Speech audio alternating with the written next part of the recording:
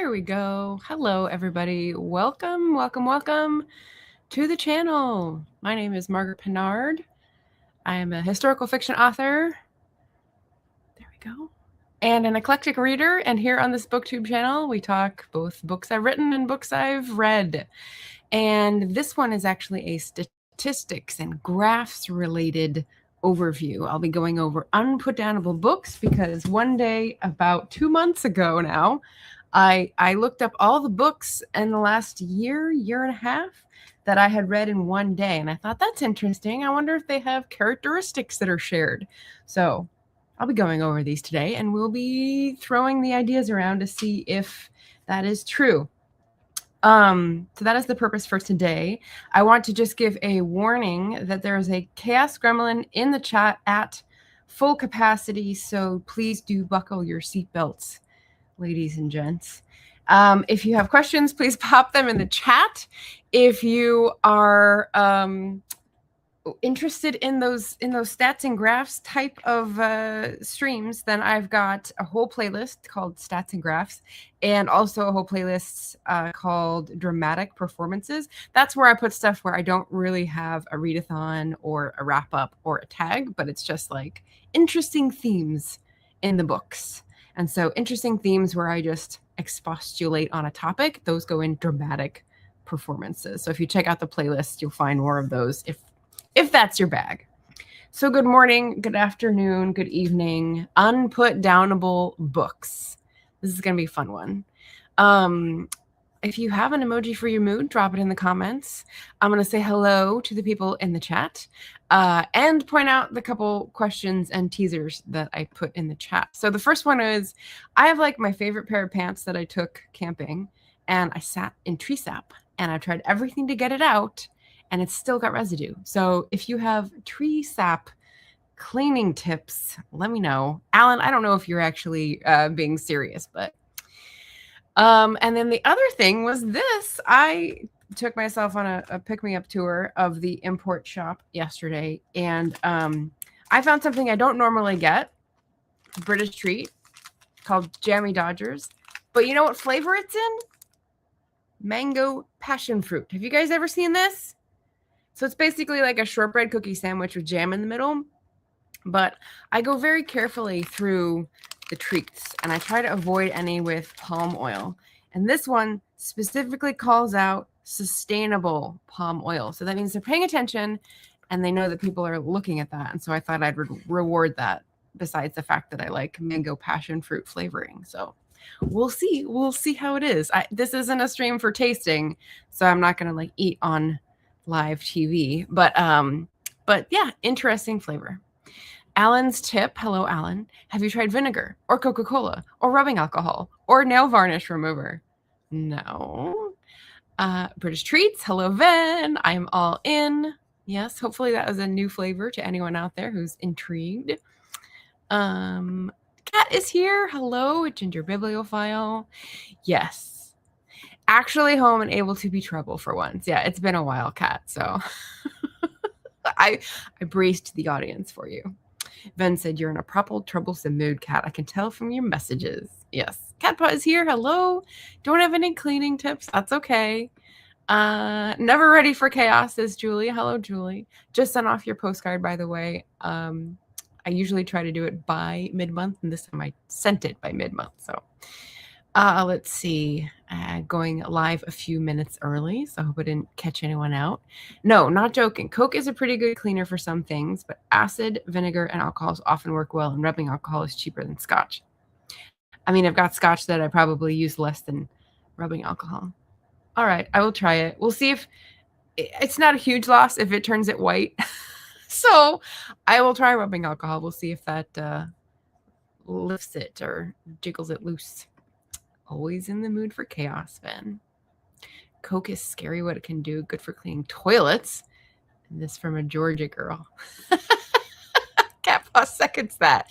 Interesting. Wait, are you seconding the Coke thing or the chaos mood? Because they're fast texters there. Ooh, okay. Not seen that flavor though, but sounds ace. Yes. Jammy Dodgers. So that's fun. Can't say I've ever had anything to do with tree sap, but I guess some cleaners you use with syrup or anything else sticky. Yeah, that's probably right. Jammy Dodgers, yes, the nostalgia. I remember my mother cursing tree sap stains. Oh, okay, so we have it verified. They have long been vexing.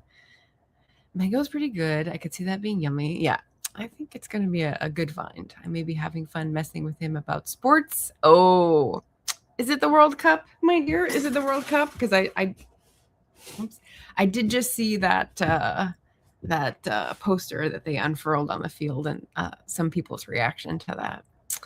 Hello, Jim. Waiting for my student. I booped the like button. Thank you, my friend. I went live a few minutes early just to give you a little heads up. Diane is here. Hello, Diane. Ice cube like gum if it's hardened. Try a baggie of ice or put your jeans in the freezer. Well, I've already gotten most of the topical stuff off. It's like the oils that are actually still in the cloth. So I don't think that putting in the freezer would work, but that would have been good to do first.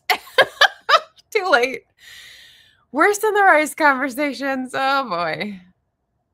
Yeah, cocoa oil has a lot of non-beverage applications. Interesting. I bet multiple people have written blog posts about this. I bet I could find something. You're right. Oh, okay. That was the, yes, seconding Coke cleans toilets. That's so weird. I mean, I don't want to buy Coke products, but I'm glad to know it's useful for something else besides toxic poisoning our insides. Cat is evil laughter, and Ben says they have them in Tesco. I will wander there later. Oh, you just look them up online. Oh, fun. Okay, well, we can have a mango passion fruit jammy Dodger off. I like that. All right, I see no emojis, so I'll just retract that and we'll go on our merry way. I thought, of course, it's gone away now. Thanks, StreamYard. Okay.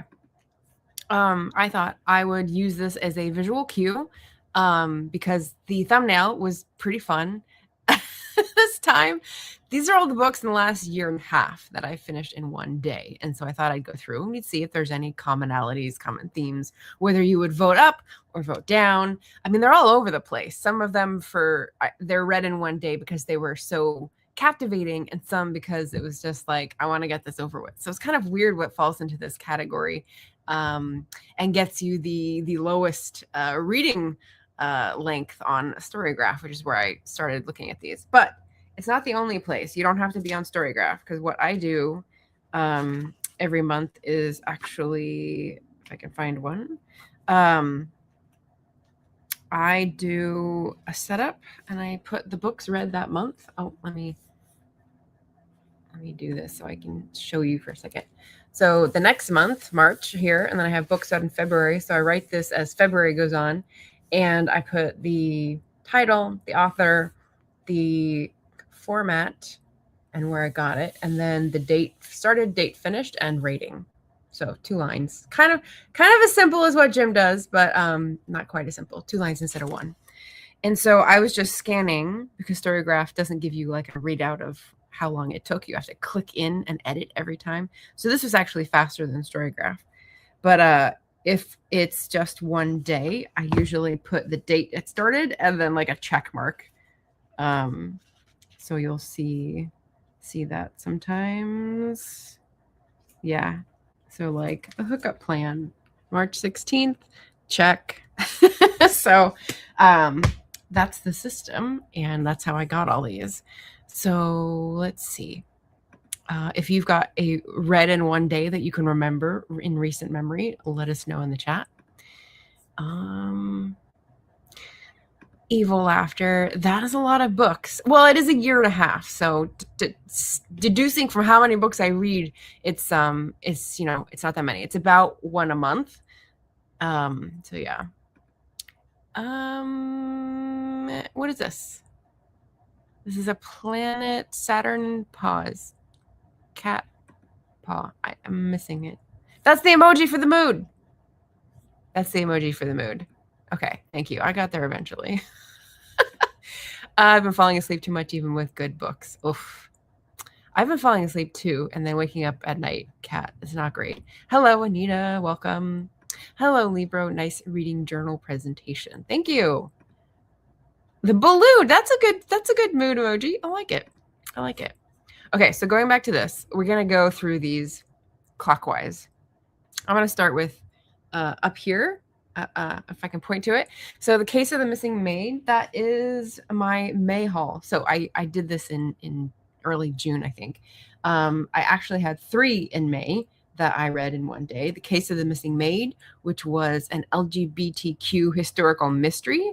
And as I said, like, not exactly my style, but it was neat for the historical detail. It was set in an American city, and I'm interested in that era, the 1890s, 1900s. And yeah, good Pride read at beginning of June. No, it was in May. So I skipped ahead. I got it from a local bookstore, so that was nice. And it was just very simply written and not all that long with like big spaces. So it's a good book and a mystery. So that led me to tear through it. The other one, let's see, for May was down here. I actually didn't put these in the right place for chronological, but Sinister Graves. So we'll just do this in groups. Sinister Graves by Marcy Rendon, which is an Indigenous contemporary. Well, no, it's historical. It's like 1970s. So Indigenous historical barely mystery. And it's like second in a series, but it's the first one I found. And it's a really cool viewpoint where she's like a young person who is not sure sort of right and wrong, but also trying to do the right thing. So I would really recommend Marcy Rendon for her mysteries. Sinister Graves was good. I'll probably try to look out for the other ones in the series, the Cash Black Bear series. So that was one where I like didn't want to put it down. Very good. The other May book was Vanishing Kind. Vanishing Kind. Oh, okay. So that's up in the upper left corner here next to the Case of the Missing Maid. The Vanishing Kind by my friend Alice Henderson is contemporary mystery. And so first of all, you're seeing 3 mysteries. So obviously in May, I was in a mystery mood. And Alice specializes in climate fiction. So it's a like biologist who's out in the field doing research on endangered animals, endangered species. And basically there's always like a murder or a kidnapping or like something nefarious going on. And she has to like suss it out while also protecting herself in the wilderness. So that's the setup of all her Alex, no, I can't remember. It's not Ryder, but Alex is the name of the main character. And I think she's got 5 or 6 out in the series now, and they're all really good. They're all very propulsive, lots of action. She knows, like, is it Krav Maga? She knows some sort of very lethal defense art. And so there's lots of action and chase scenes and like inventive wilderness scenarios that, you know, push the boundaries of believability, but that's what makes it fun. So that was also a really page-turning book, The Vanishing Kind. I think I've got one more in her series that she just came out with that I haven't read yet. So that was May. And then going backwards, April, 0. So we go from 3 in May to 0 in April. March, I had The Hookup Plan, which is, as you could see, going clockwise next. I should have Storygraph, Hookup Plan, Farah Roshon. That's right. So African-American romance, and this is like second chance, enemies in high school, many years later, both successful, and then sort of hook up and then realize that, oh, there might be more to this, and there's like deeper issues in the families and the careers and stuff. So really nicely layered romance. And yeah, it was very steamy as well. So that's probably what was so propulsive about The Hookup Plan by Farah Roshon.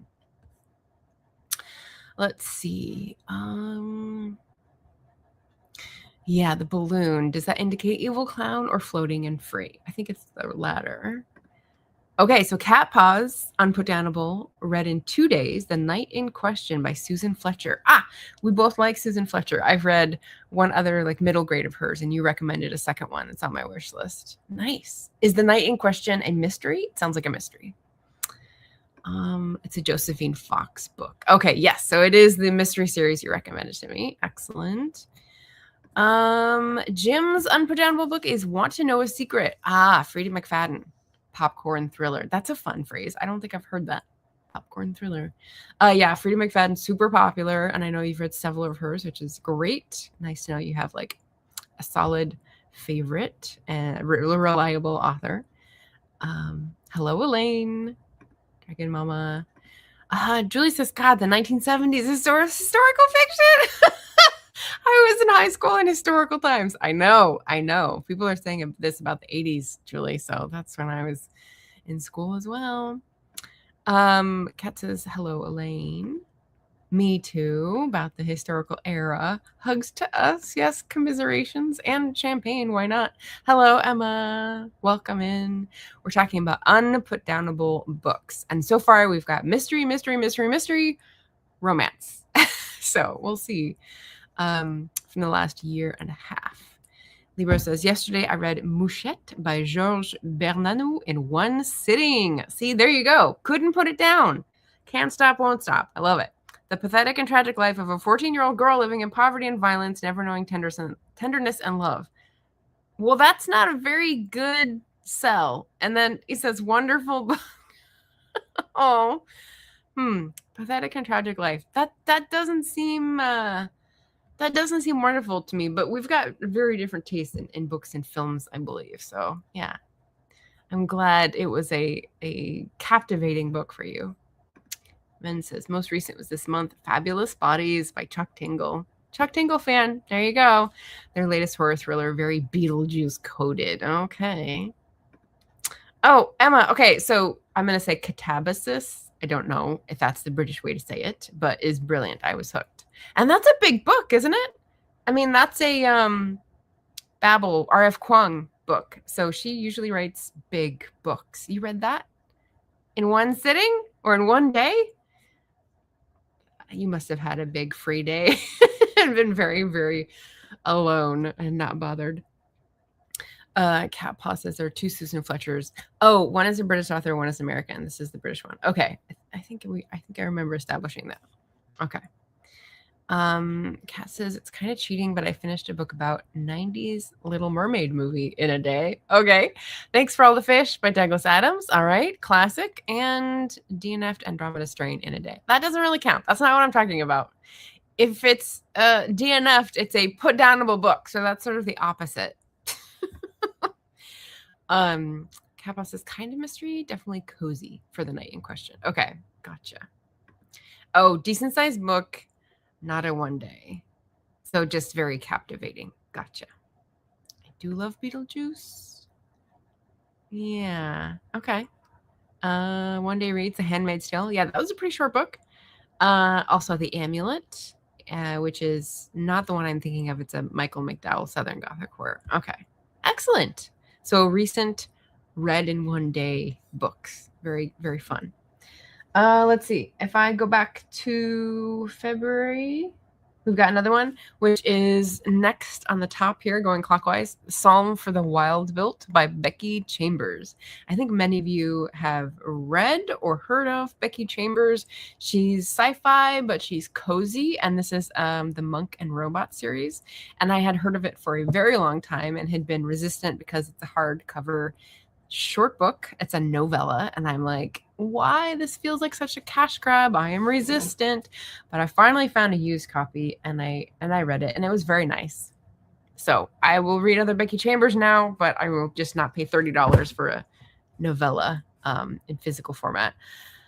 It's cute though. So The Monk and Robot is about someone who is a tea monk in the future, like a dystopia where we have degrowthed ourselves into much smaller towns that are much more eco-friendly. And then we just leave the wilderness to the wilderness because that's also where the robots live, because the robots took over and said, we don't want to have anything to do with humans. And so now they're in the wilderness and they've kind of lived separately. But after that big cataclysm, a person and a robot find each other and they're like, you're not that bad. Okay, let's see if we can be friends.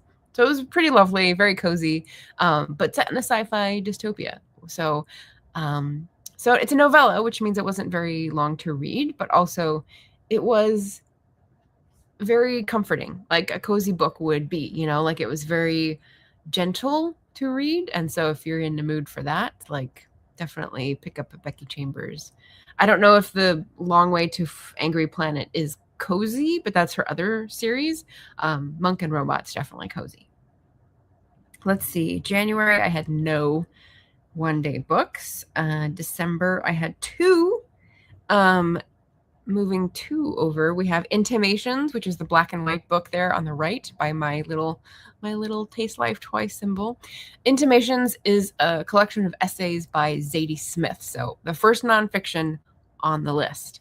It is pretty short. It's a pretty short collection. And these are essays on basically like cultural criticism and a little bit of memoir, because as a critic and a writer, a longtime writer, Zadie Smith has a very, I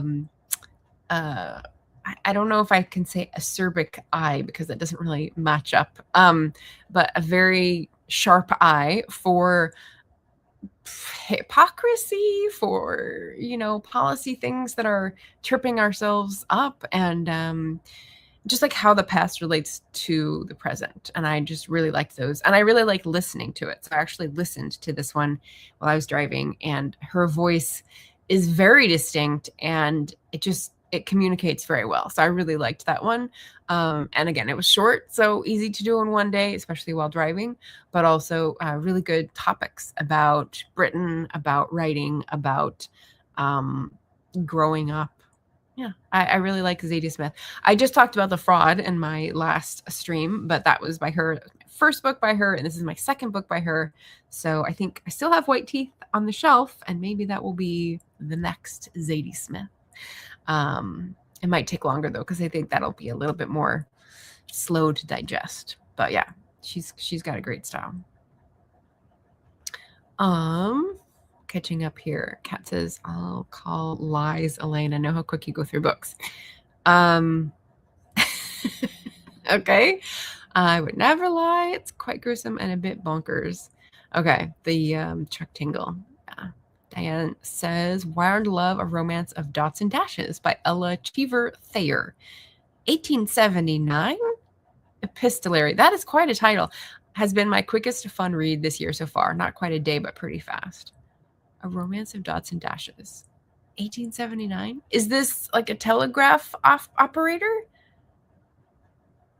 This is so fascinating. I'm like very intrigued by this title. So you have to tell us another bit about it. Most of my reads are 2 days. Okay. Hello, Kendall. Hello. Question. I read The Magician's Elephant by Kate DeCamillo in a day.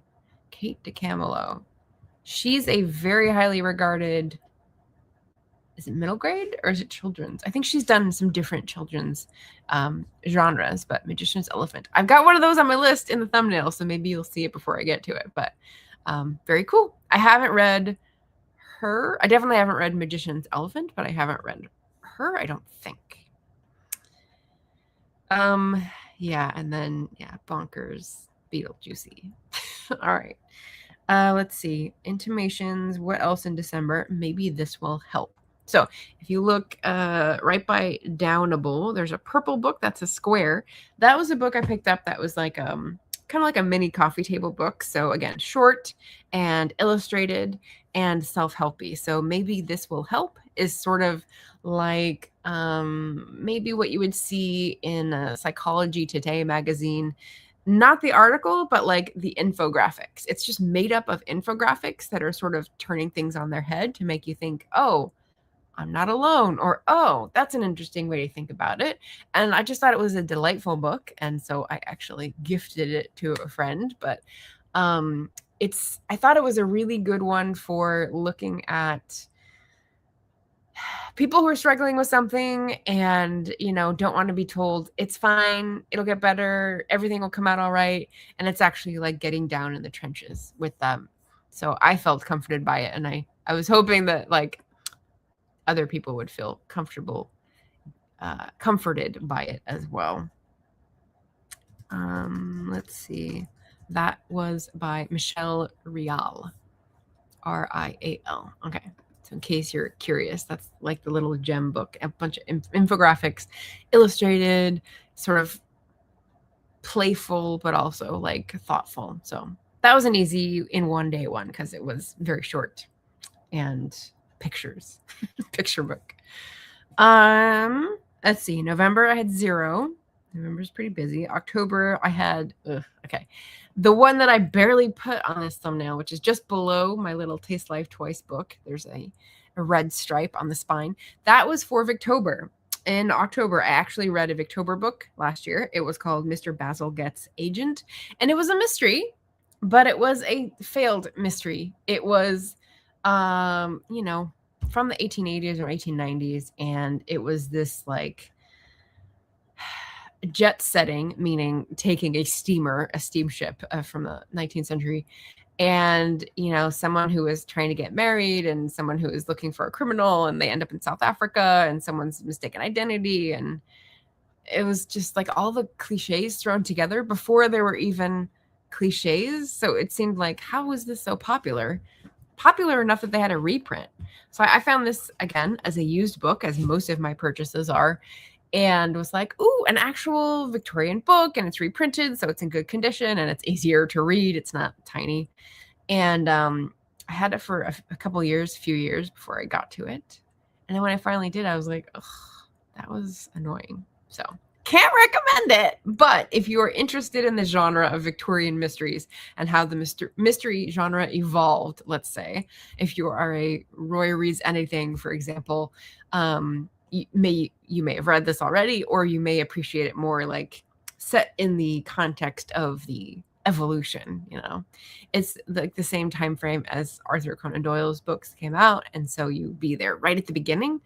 But that did not save it for me. So September, no one-day reads. August, no one-day reads. July, so this is a year ago now, July 2025.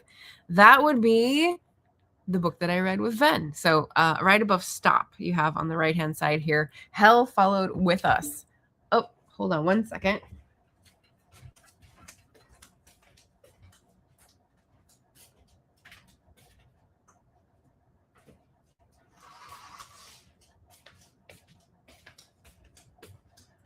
I made the capital mistake of saying, oh, my allergy pill is finally working. And so now I'm having issues again today.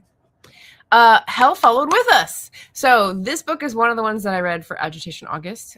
Buddy read with Ven last year. It is by, I'm going to get it before, there we go, Andrew Joseph White, because of the chat lag, only because of the chat lag. And it is a body horror, LGBTQ dystopian horror, I will say. But I couldn't put it down. So not normally, I don't often read horror books, right? But this was Ven's pick. And so I thought, okay, I'm going to trust him. I'm going to read this together. He'll help me through it. And it wasn't so repellent that I couldn't read it.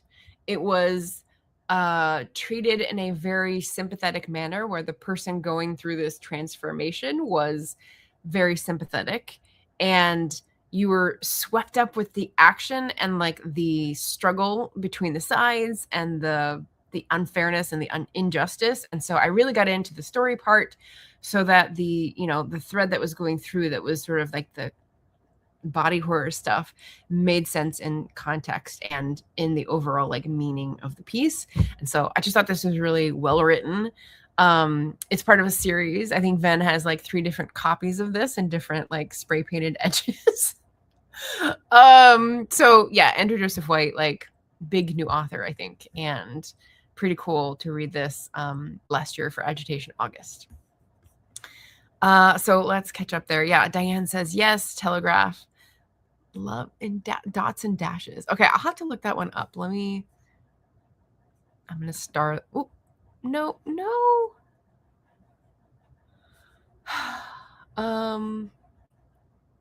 Star it. There we go. Okay, it moved the chat, so I lost it. Star that for later. Kat says used bookstores are amazing. So many fun finds and affordable prices. I mean, even some used bookstores are like half the cover price, which is often still kind of expensive. I don't get very many $1 deals like Elaine does, but I figure supporting a local business, is a good compromise between supporting the author with a new purchase and supporting the local business and, reviewing the book. It's just sort of a trying to do all the things and accomplishing none, but feel better about it kind of situation. Julie answers, I read The Wanderer by Peter van den Ende, a Belgian author, in one day. It's an amazing, fantastical picture book that spurred my imagination. Read this again and again. The Wanderer. Okay, I'm going to start that one as well. I bet that would be a good one to get from the library. Belgian author. If it's recent. If it's not recent, they won't get it. Maybe they have it already. Let's see. That'll be a good one. Hell Followed With Us, a book I own too many copies of, says Ven, which exactly I pinpointed. Sounds fun, Julie. The Wanderer, yeah, same. Did you find another copy with a pretty cover? The illustrations of The Wanderer are top notch. Okay, so we're flipping back and forth here.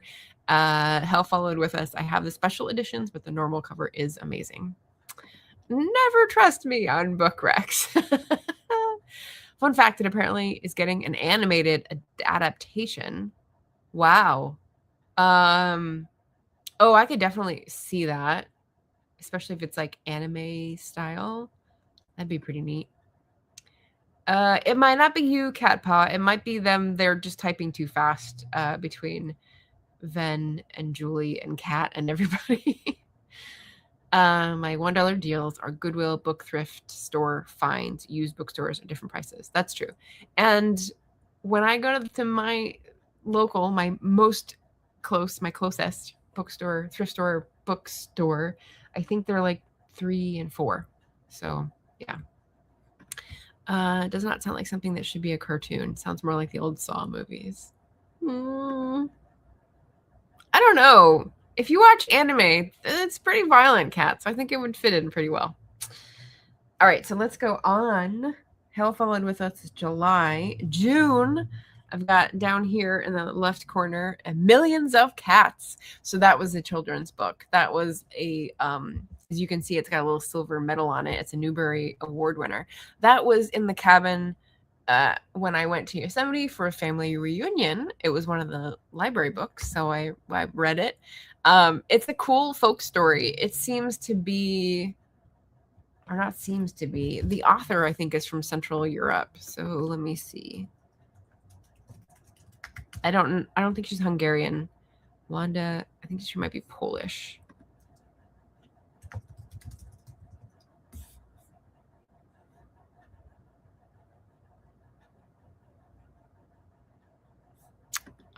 It's not telling me in the first paragraph, but I looked it up and it was hard to find.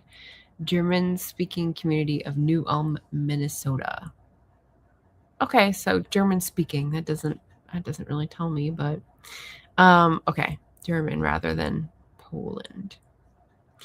Well, it's got the air of a German folktale. There's an old married couple and they don't have children, and one of them says they want cats and the other one goes to find cats, and they all follow him home because he can't leave anyone behind, and then they're overrun by cats, and typical exaggerated consequences folktale, but pretty illustrations, just like a nice imaginative children's book. So Millions of Cats. It was cute, and it was from like a long time ago, so it was just like neat to come across that by chance. Cartoons are not just for kids. This is very true. Just ask the Cartoon Network Adult Swim franchise. I miss having a decent Goodwill, says Kat. They were always $2 to $5 library sales, though. I miss the $2 bag sales. Yeah. I haven't been to a Friends of the Library bookstore in a while. I definitely always miss the yearly ones. I don't seem to be on the notification list for that. But since our main library branch had the renovation a year and a half ago, maybe, the Friends of the Library shop is much more new stuff, like merch, rather than books that are getting shuffled out on the carts, although there are a few left of those. And they're open like 8 hours a week, like 4 hours on Friday, 4 hours on Thursday, something like that. Ridiculous. So I don't know why they did that, but that's how it is. Cartoons are not just for kids, says the man who has yet to see The Lion King. Good one, Elaine. I've heard about some of the spicy cartoons. Ghost Stories is a hilarious dub. I would not let children watch it. Okay. Keeps changing that deal. Yeah, there's some sort of deal to get Ven to watch Lion King. Yeah. Okay. We're going back again from June, Millions of Cats, to May. May, I had 3. So for whatever reason, it might be because of the driving. So if we look next to Millions of Cats down here, we have Abundance, which is a book co-written by Ezra Klein and Derek Thompson. I listened to it as an audiobook, which is why I have the Square version there, and I listened to it in the car. It was kind of touted as a new vision, kind of like the Green New Deal. Abundance is a couple people looking at the economics of not just climate change, but also sort of the growth mindset and kind of how do we change our thinking so that we can actually plan for the future in a sustainable way. So I really like the vibe and the mission, but I didn't feel that it was very new, and I didn't feel that it was enough. I felt that it was very milquetoast in that direction. I am much more on the cutting edge, maybe bleeding edge of the climate and degrowth policy arena. So, this may be good for people who don't really know about the that cutting edge stuff yet. And so if they're sort of making their way through, we don't always need growth at this point every year because it's destroying the planet. Well, what are the alternatives, and how do we envision this, and how do we work together rather than being competing, and all that kind of stuff. Abundance might be a more softer, gentler way in. So yeah, it was okay. I was listening to it in the car, which is why I finished it in one day. It's, I think, only like 6 hours or something, so not a very long book. And the second nonfiction of the bunch. So again, not very many.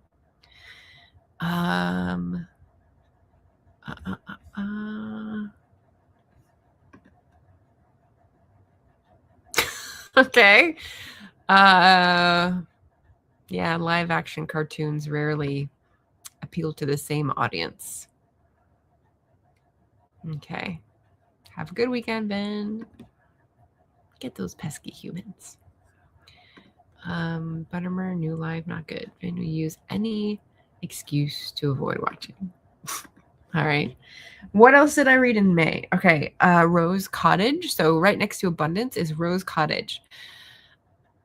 I thought this was going to be that weird dystopian sci-fi mystery, but it's not. Rose Cottage is the Mary Stuart. When I wrote it down, I was confused. Rose Cottage is a typical Mary Stuart. It is a romantic suspense. It is someone inherits a house from a relative, and it's in the deep, dark forest of a remote English village. And there's supernatural elements in the witch circle, in the intuition sort of stuff, in the knowing what was going to happen before, having a bit of a sixth sense. And it's just lovely. It's a very cozy, I wouldn't say it's very suspenseful. It's more of like a cozy rural romance, but not in a cowboy way, obviously, because it's set in an English village. So I probably read this again recently. I think I reread it recently, again in a day, because it's a short novel by Mary Stuart. And just, your typical escapist romantic fantasy, not big stakes, not high danger, just like someone in a mess and sort of finding their way through it and finding the people that they belong with, which is really, really nice. So that's Rose Cottage by Mary Stuart. And this is the cover that is the reprint version, which is like Chicago Avenue Press. So you don't have to like search it out. I think it's actually in print right now. Mary Stuart gets a little revival, which is nice. And then the last one in May is Shifting Tide. Right next to Rose Cottage on the thumbnail is Anne Perry. So I have been on a very long-lasting Anne Perry kick. I was reading some of the Thomas and something, I can't remember the wife's name, the Pitt novels, where there's a married couple who are detectives in the 1860s Victorian London. And then I quickly transitioned to the William Monk series, which is a loner, but he also gets married to someone through the course of the series, but I won't spoil it. The premise of the William Monk series is that he was a detective, but in the course of his investigations, he gets brained over the head with somebody and doesn't remember who he is. So he basically wakes up, realizes, I know some things about my life, but I don't know a lot. And so he has to piece together things because he's hiding his amnesia, because he doesn't know who he can trust. And so that is like a really fascinating beginning. And you learn more as you go on, obviously. So I was very interested in this William Monk series. I've probably read like 15, 16 books. There's a lot. There's probably like 25. And I was set to go through it and actually complete the series because I thought these are pretty dependable. These are like 4-star books each time because you get to know historical stuff from, I think it's 1880s Victorian London. And I liked the era better, and I liked the character setup better than the Pitt novels. And I think I finally had moved into, at that point, like, I think the story is arced and it's gone into a place where it's repeating itself. So with The Shifting Tide, I think that was probably the last of the Anne Perry novels. They're pretty suspenseful. As I said, this is a read in one day book, and I probably stayed up until 2 a.m. to finish it. Very propulsive, very action oriented. During the chase scenes, there's often like, you know, you're waiting in a tunnel and the Thames is coming up and will you get out, and that kind of stuff. So it's very inventive in terms of the suspense and the crime. But I just got to a point where I was like, I'm feeling the repetitiveness. So I was like, I'm done with Anne Perry. She's passed on. People had problems with her when she wrote anyway. I'm just going to be done and find a different mystery series to pursue. So that's what we did. So that was May. Yeah, highly recommend. The original has great songs. Lion King, agree, hard agree, and comedy. So it's great humor in that movie. Kendall says, Rose Cottage sounds good. Might have to add it to my TBR. Please do. It's a good one. Diane says, yay, I have Rose Cottage on my read list. Read list? Am I reading that right? Awesome. Kat says, love some Hakuna Matata. Yeah, Nathan Lane as Timon is pretty priceless. Anita says, I was the opposite with Anne Perry. I like the Pitt novels, but didn't connect with the William Monk novels. Interesting. So what's the wife's name? Thomas and Clara? I can't remember the name of the woman in the novels, but yeah. Interesting. Have you read the whole series, Anita? Because there's a lot. There's like 30 novels at the point where she finished. So that's a lot. All right. So that's May. I keep going. I think I go back to December before I find another read in one day book. So now we're like after a year, we're going to a year and a half. And that one would be Clear. So if you look next to the Anne Perry, there's another square, which indicates an audiobook. Clear by Caris Davis. I believe that's a Welsh name, but the book is set. Oh, let's see. I don't want to make a mistake here. Oh, Caris Davis. It is Scotland though, right? Yeah, remote island off of Scotland, and it's Western Scotland, I believe, as well. So basically, the premise of Clear is this interesting set in the clearances. So if you've read any of my books, like over here, you'll know that I really am interested in stories where people are ripped from their homes and have to embark on a long voyage and find home somewhere else and make a place for themselves. So Clear is about someone who is the last remaining resident on an island, and he's like looking after sheep, I think. But the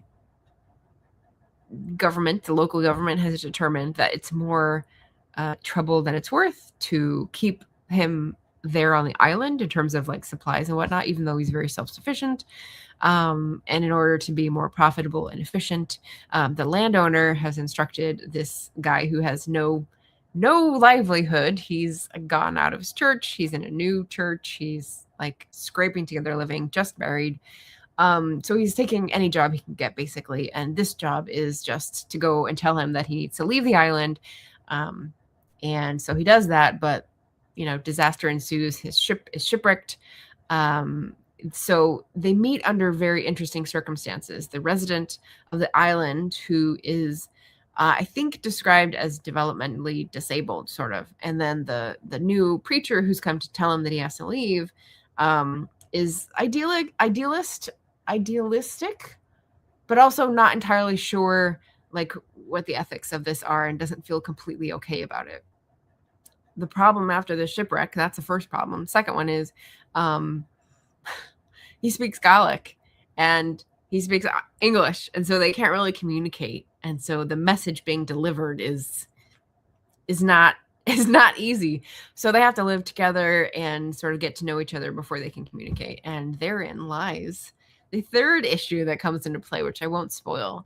But it was a very slow moving, I mean, I wouldn't say gentle, because we've got like headed on a crash course, but I loved the rural setting, the different lifestyles coming into contact, the ethical dilemma set up, and the resolution, which is very unexpected and kind of hinted at only. So it's just a very lovely story, and I would highly recommend Clear by Karis Davis, especially if you like a Scotland book, as I do. Let's see. The chat here. Yes, thank you, Charlotte. Clara was close. Thomas and Charlotte Pitt. So that's the other Anne Perry series. Stopped reading the Pitt books when she veered off into spy stuff. Oh, see, I didn't even get that far. I only read like 3 before I went to the other series. Interesting, yeah. Julie says, I loved Clear. Not read in one day, but I thought it was just gorgeous. Yeah.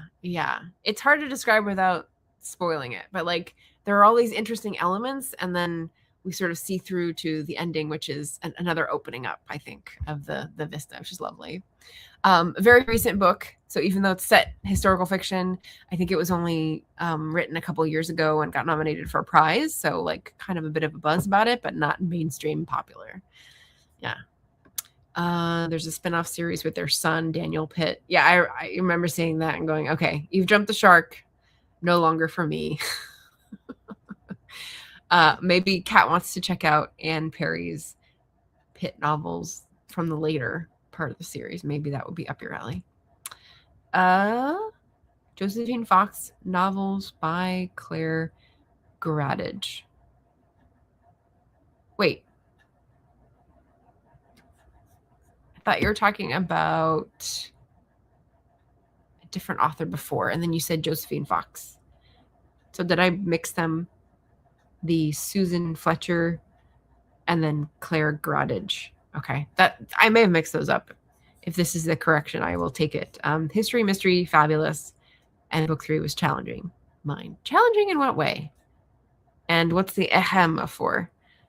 Is that for an earlier correction, or is this just an additional? Okay, so that's December.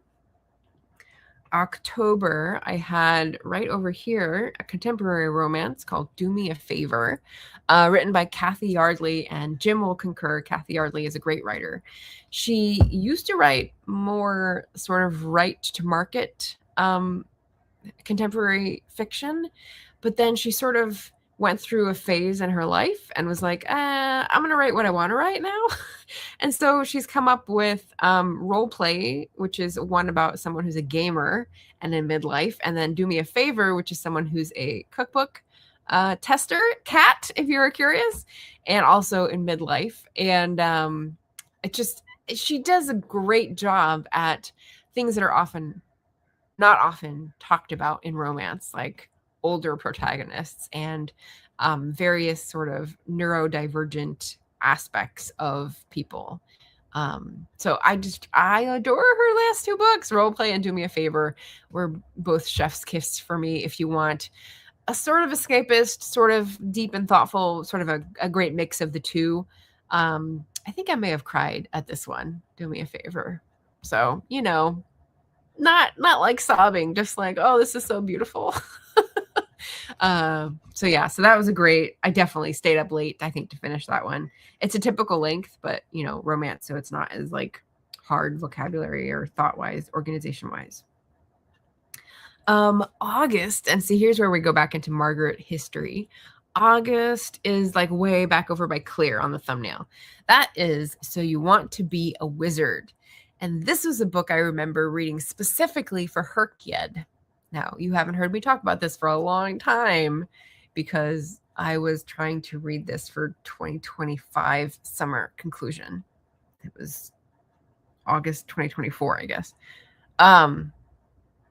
So You Want to Be a Wizard is a well-loved children's fantasy a la Harry Potter, but like better and before that was written. And it's a, kid who finds a wizard connection and goes through time to another universe and all this kind of cool stuff. The thing is, I read this book and thought, oh, this will be the one where I read 4 in the whole series, and I read them all, never having started. And the first book is a mass market paperback. It's like $6.99, $8.99, something like that. All the rest of the books in the series are trade paperbacks and are like $16 or more. I think there's more like $18. And I was like, okay, way to do a bait and switch. I am not supporting this printer's or publisher's nefarious scheme. So I just like noped right out of that. So it's strange things. You may not realize as a casual reader that, there's all these sort of like tricky games being played, but it was one of those things where I just felt taken advantage of because the book is like 30 years old and it's a new reprint where they specifically made this decision to have a cheap, affordable first book, and then the rest of the 3 in the series be like modern prices and modern packaging. And I was just like, why would you do that to people? That's lame. So I didn't continue. I think I read the second book from the library or finding it used. I don't know. And then I was just like, no, I can't do this. I went to a different series, which was the Boudica series, which is 10 times better. So there we go. And Cat Paw is clarifying the book 3 for Josephine Fox novel series was, challenging and that it needed a content warning. Okay. All right. Maybe. Sort of, maybe subjective. Gotcha. Okay, so that was the Herkyed experience. If you don't remember me talking about this, Herkyed stands for Hardest Reading Challenge You'll Ever Do, and it's like 80-something prompts. It goes over a whole year. It's hosted by and invented by the channel QWordy, and very noble goals, very cool concentrations to like things to focus on, which I support.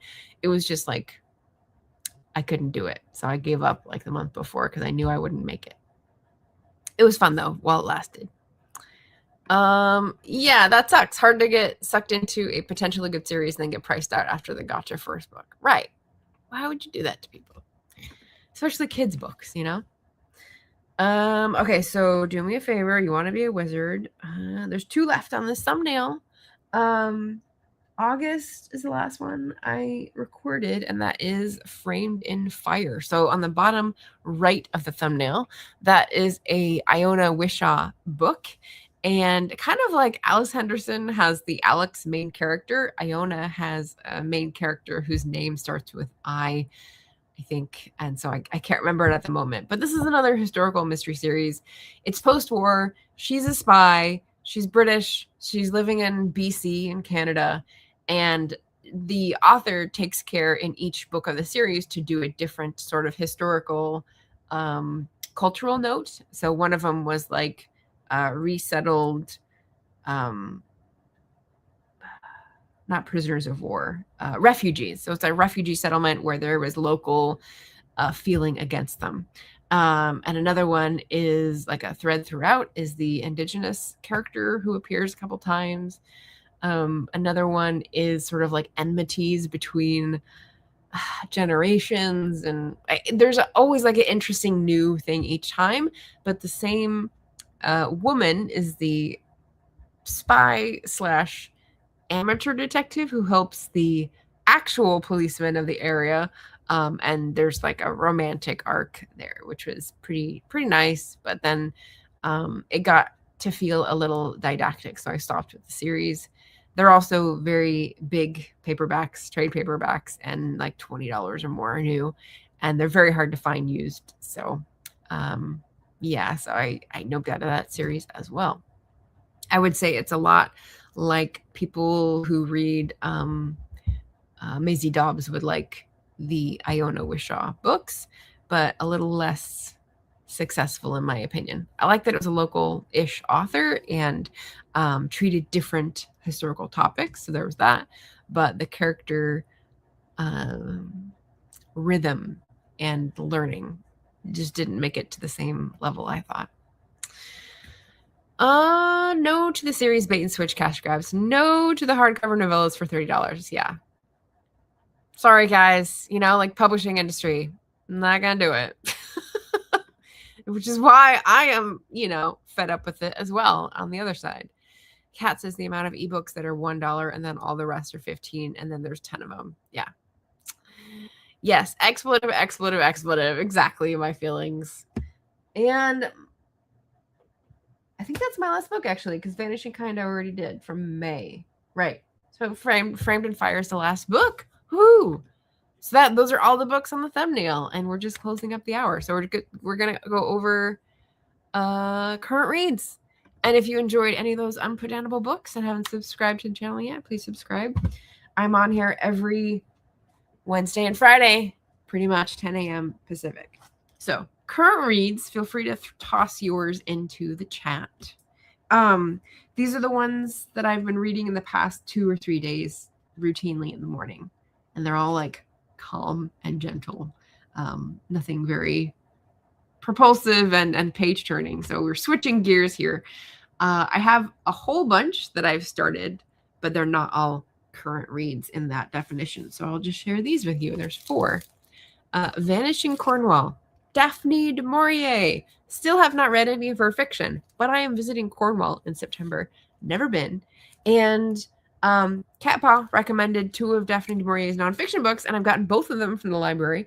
I already read Enchanting Cornwall. It'll be in my next wrap-up. And this is the next one that I'm working my way through. Basically, it's her research and lore. She talks about going down to visit places across Cornwall with her son in this one. And I'm just finding it much more compelling than the Ethel Colquhoun book. So that was a surrealist painter, and this is a historical fiction author. So I guess I'm jiving with her more. Can't imagine why. The Romance of Cornwall, pretty good. I'm also dipping in and out of 32 Words for Field, which was a Monica McGann book. This is Irish language culture book, and I loved the cover.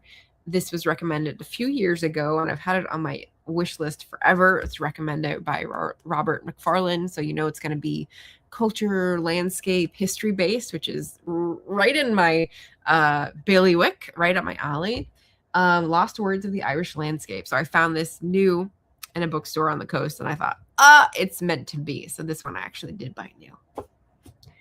Then we've got one of the books I found on my Canada trip last summer, 21 Things You May Not Know About the Indian Act by Bob Joseph. And I'm making my way through this one pretty slowly. July 1st, I did a stream that was about Canada Indigenous authors. And this is one of the stack that I wanted to pick up. So this is the first one I'm getting to in July. And helping Canadians make reconciliation with Indigenous peoples a reality. So far, I've read 4 of the 21, and there's only one that I was sort of surprised by. Most of the stuff is stuff that's pretty familiar to me, but I'm pretty sure I'll find new stuff. And it's very, what's the word? Not confusing, but like not ambiguous. What's the word to mean? They say something and then they use the law whenever they want to use it and throw it out when they don't want it. Like they interpret it however they want. So that's the legacy that I'm learning a few more details about there. So we've got Cornwall, Ireland, Indigenous Canada, and the last one is Climathon. So I started this a long time ago, and I've just gotten back into it. I'm just reading like 1 or 2 at a time. Basically, Drawdown. It's like 10 years old at this point. It's edited by Paul Hawken, who's a famous science communicator, researcher. Drawdown is like, how do we get to where we need to be in terms of climate carbon mitigations by putting all the pieces together? So basically it's 1 and 2 page spreads about all the pieces that we need to engage. So all engines full thrust, basically, in Star Trek language. And it tells you about the practice that we could do. This one is tropical staple trees. So it's looking at trees that do a lot for the ecosystem and saying, if we invested in this, it would get us this far. And this is the tiny slice of the pie that we would need. It's ranked as number 14 by results. And you get, a whole bunch of different things: high-speed rail, peatlands, heat pumps, tropical staple trees, agroforestry. And it's not like any one person is going to know all these different specialities, but if you know one of them, you can jump in and say, this is going to be my contribution. I'm going to advocate for this specific thing.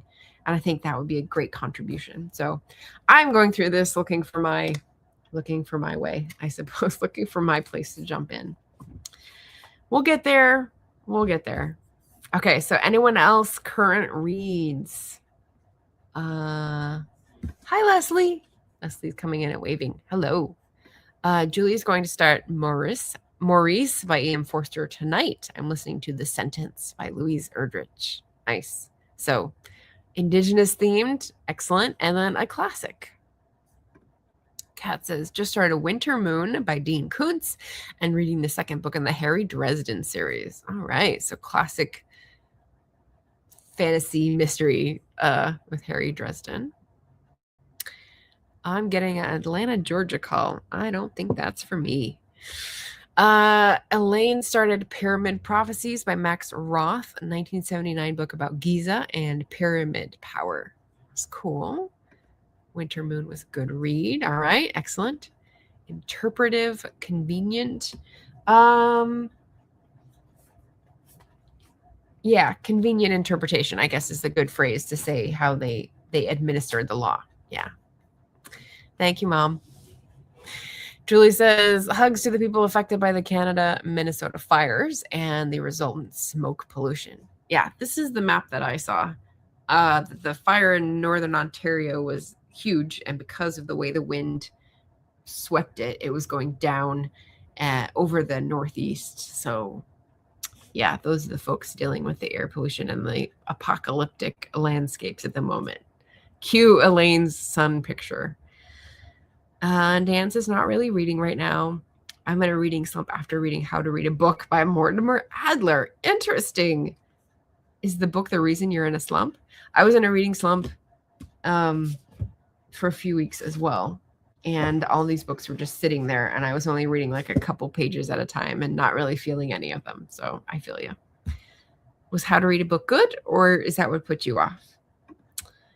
Kat says, I don't know if there's a term. I call it being sleazy hypocrite. Yeah, basically. 19th century British Canadians.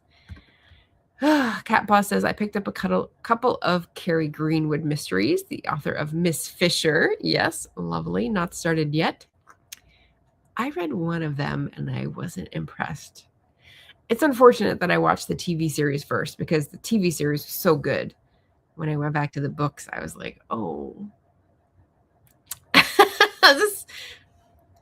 I think they really did better with the series. Anita says, it's not one fire, it's multiple fires in Northern Ontario. Well, okay. Elaine says, less surreal today, normal sky and air, but the fires are still going. Yes, the wind is helping Southern Ontario, it seems. Oh no, it put me off. Okay, so let's not read How to Read a Book by Mortimer Adler. That sounds like an old name. Is that a classic book or a recent book? I've got books by Larry McMurtry. That's a book about books. I've got a whole section of book about books, but unread. So yeah, maybe that's not a good direction. Bummer. Elaine says, the sun totally freaked me out last night. So red and everywhere hazy. Yeah. And I enjoy the TV series. That's why you picked up the Carrie Greenwood books. Yeah, me too. So hopefully you'll like them more than I did.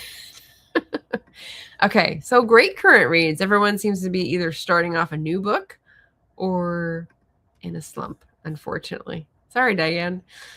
Yeah, glad the air is clearing out a bit. So it is Friday. Happy Friday. Happy Fry. Yay, everybody. Some of us may be preparing for guests on the weekend.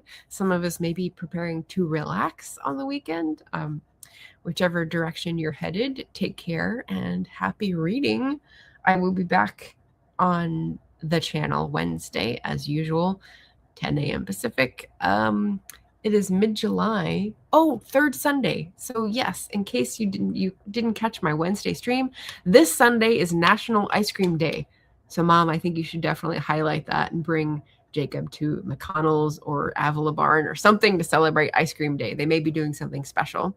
I did the tag on Wednesday, which was really fun. If you haven't done it, I recommend you check it out and maybe peruse the flavors and answer the ice cream flavored questions with books on your own channel. That would be pretty fun. Other than that, take care, everybody. Happy Friday. Yeah, stay safe out there, everyone. Talk to you later. Ciao.